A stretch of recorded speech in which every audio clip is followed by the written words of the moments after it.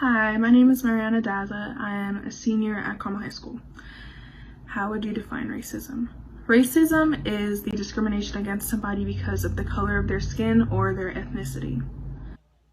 My definition of racism is the discrimination against somebody based on their race. Racism is the discrimination of someone based off like their skin tone or their race, or maybe even just off like their skin tone, their race. Yeah.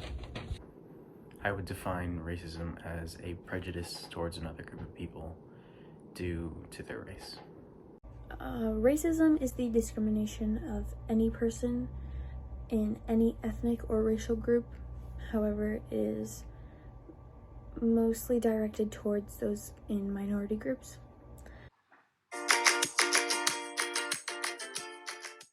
What's your earliest memory of becoming aware? I feel like this is a very difficult question because I don't remember really having a clear memory of becoming aware of racism. I just remember getting to a certain age and being educated enough to really look at something or to realize or interpret that it could be something racist that somebody is doing. I remember in elementary school, I was the only Latina kid in a lot of my classes up until 6th grade, and I just remember being treated differently, and I wouldn't get the same help or attention that other students would be getting, and I never thought about it back then, but as you get older, you kind of look at it and think, could it have been that teachers were being racist? But I'm not saying that they were, but it kind of makes you think. And then in middle school and throughout high school, I never really remember learning in middle school about what racism was and where it originated from. And then in high school, in middle school, I knew what it was. Social media was a major thing that just like social change trends, I guess you could say, within social media actually educated me a lot on what racism was and helped me become more aware of the topic. And then I think 10th grade in high school is when my teachers really allowed students to research and analyze deeper into the roots of racism. And then, of course, this year in SUNY Race, we actually analyzed and got to speak with people that produce films based off of racism and the history of it and where it originated, how it has evolved throughout America's history. And yeah. My earliest memory of being aware of racism is probably in elementary school, just learning about segregation and things like that and realizing that this was an actual concept in the world. My earliest memory of racism, I feel like, was definitely middle school, maybe 5th or 6th grade. It was definitely I feel like it was a white kid saying maybe the N-word or something to just one of the black kids in our school. I just remember being what does that mean? Going home and asking what that meant. Yeah. My earliest memory has to be from movies or shows where you saw a character and it was just their stereotype, just a full-on just a stereotype. If it was some Hispanic guy with a big mustache, he was tacos.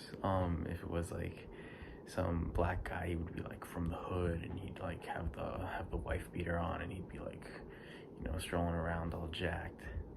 And I realized a lot of the people that I knew that were like that, or that were that race, weren't like that in real life. This would have to be in middle school. I had many friends of many different ethnicities and many different skin colors, and over time I realized that some of those people were treated differently because of the color of their skin.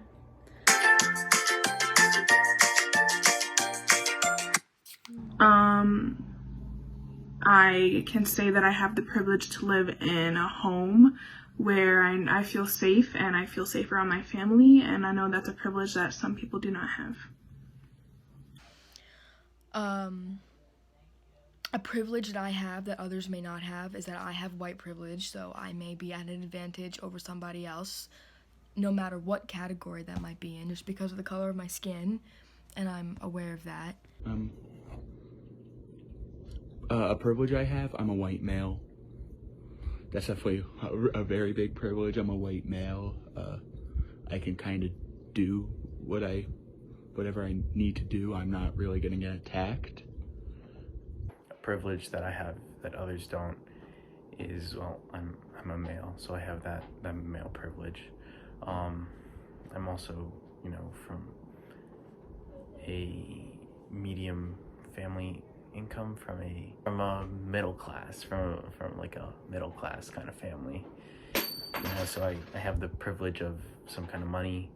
I have the privilege of being a male, so it's a little bit easier things to get done in society for me than it is for other people. What's a privilege you have that others do not? I happen to be very white passing.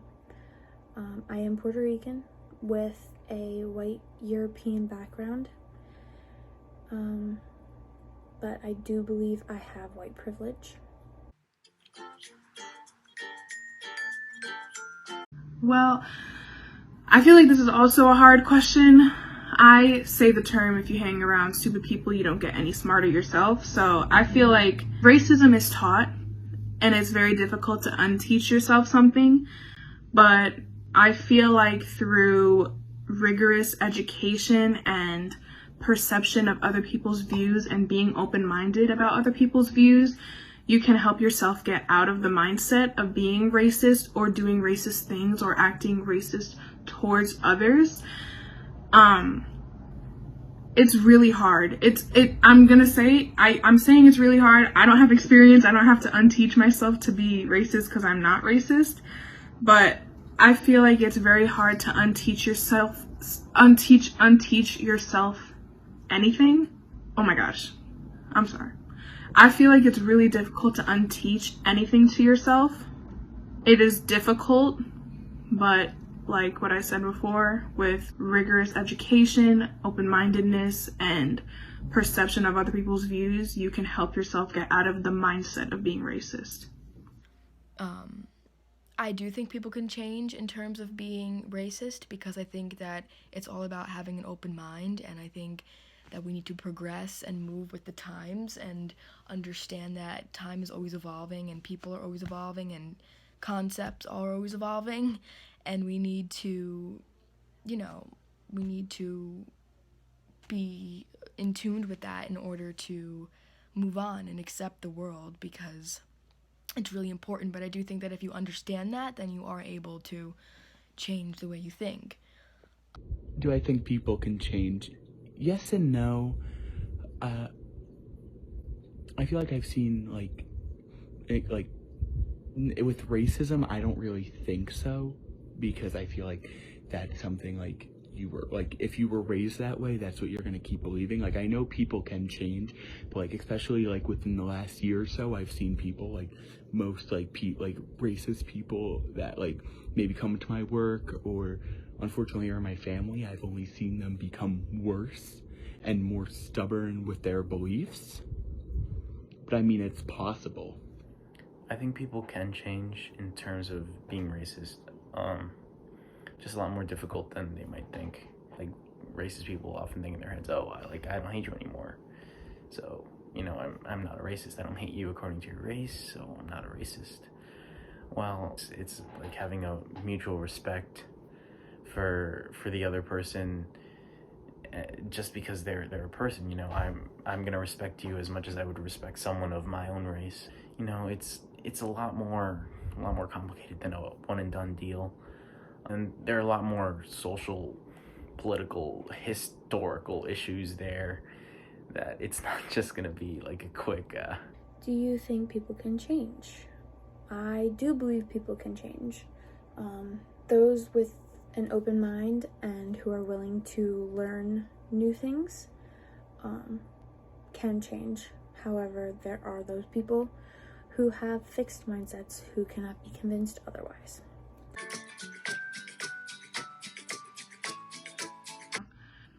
Well, I've been called myself derogatory terms. I've been called slurs. I've heard my friends be called slurs. I have reported things and have them been ignored. I have been told, during the 2016 election, I've been told, go back to your country, whatever that means, because I'm American. My ethnicity is not American, but I feel like people will use the excuse, it's just kids being kids, or they didn't mean it, but just don't say it. If you're gonna say anything that can offend other people, just don't say it at all. I feel like a lot of people don't think about that, and a lot of people use the excuse that kids are gonna be kids, so educate your kid and tell them to not be a racist. And I'm just getting upset, but anyway. An experience I've had with racism is that I've witnessed it go on, whether it be like racial slurs or, just everything going on in the world right now with police brutality and things like that. I've witnessed that. Share an experience I had with racism. I think it's like the same, like when I was in middle school, seeing like the white kid say that to the black kid, or maybe in like ShopRite, seeing one of just a customer being really rude to one of the cashiers because she was black. Well, I don't know if it was because she was black, but she was just being like really rude, like making comments about her, just being completely like ignorant. Share an experience you had with racism. I don't believe I've had an experience with racism. However, I do know a story of people who have had this experience. I will keep these people anonymous. 2 people who happen to be very close to me were in a car. One of them Latino and the other one white. They were pulled over by an officer, and the officer explained to them that they were looking for a suspect who happened to share the same last name as the Latino in the car. What didn't add up was the fact that the car didn't match the description, and the description of the suspect did not match the Latino in the car. Well, my thoughts on police brutality recently, it's been very sad since the beginning of 2020. I feel like now that I'm educated and I have social media, and I'm kind of at the age where I'm in the loop of it all through social media and my friends being active in the social justice and social rights movements, that it's really been sad for me seeing that people can treat others so terribly. And I really have to think, I can't just pay attention to what is going on recently, because it's been going on forever. The police department or police association was first originated as slave patrol to protect white people from slaves or from black people because they were seen as dangerous and violent. So I feel like it has been an ongoing thing since the beginning of American history. And recently, it doesn't show that America has made as many changes socially and justice-wise and at the government level to protect all citizens as much as we say we do. My thoughts on police brutality is that it's absolutely horrible, and I do think, though, that now it's becoming a really relevant issue and we're at the head of it. So I do think that right now we're in this rough area, but it's important that we get to it because it will eventually lead to positive change, I hope. That's a really hard question. It's definitely it's really, I feel like it definitely exists. I do feel like the media is only showing us the police brutality. I definitely think there are good cops out there, but I do think majority of them are bad, and I think something needs to be done about it.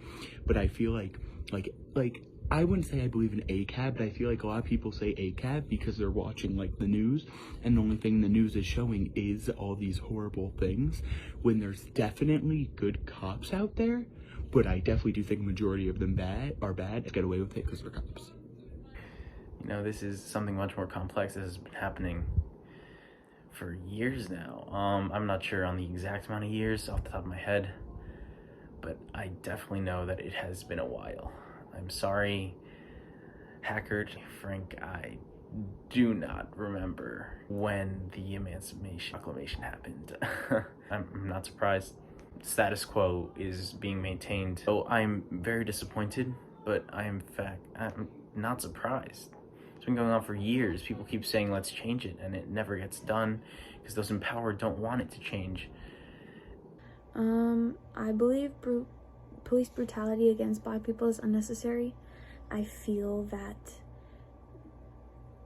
Black people aren't necessarily given the opportunity to show that they will cooperate, and some officers feel the need to go straight to brutalizing these people rather than giving them the opportunity to show this. That's the end. Thank you. Bye.